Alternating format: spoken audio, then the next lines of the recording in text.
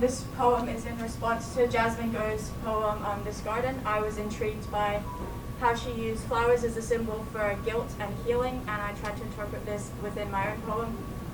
This poem is for people who are going through loss or feel distance and separation between other people. I'm sorry that I haven't returned in a while. The weeds have flourished, obscuring your name engraved into the stone.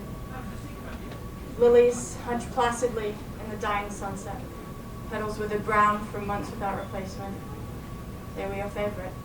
I'm sorry, they are your favorite. The thought is a regular occurrence, that all the humane things about you were confined to your body. The touch of your calloused hands, the chestnut of your iris, cobwebs of veins and arteries intricately designed, now buried 6 feet under hardened soil. And when I remember, I spiral and spiral and spiral into the grief that enslaved me for so long, with shackles of bone shards confining me inside my consciousness. Days turned into weeks, turned into months as I walked the barren landscape of my mind. The sunlight touched the cracked dirt with nothing but the occasional oak.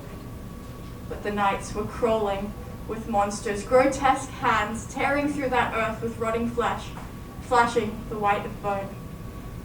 Your hands, threatening to tear me down to whatever hell lay below.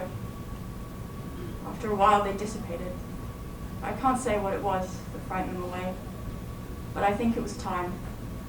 The survivor's guilt began to fade with the steady tick, tick, tick of the clock. The little red one beside my bed, I picked it up one day, the clock, and threw it at the wall. Sick of the monotonous ringing, I slammed it with my fists until the ground was speckled with blood and glass. Some days I felt like I would take a bullet for you. Other days I felt like it was you behind the trigger. I think the reason I've come here less is not because I've ceased to yearn for times that you were here. No, the grief clings to me like those rotting hands, threatening to drown me in the shifting earth. But I think it's because I've begun to heal. I've begun to perceive you as more than the vessel that stored your person. I see you as more than the memories we could have had, but the ones that we shared. I see you as the ideas you had, rather than the ideas that you could have created. Who you are, rather than who you could be. The lilies will be here, even when I'm not. Fresh or decayed, it doesn't matter. Because it's not about the withering, rotten ugliness they expel, but rather what beauty they once beheld. Thank you.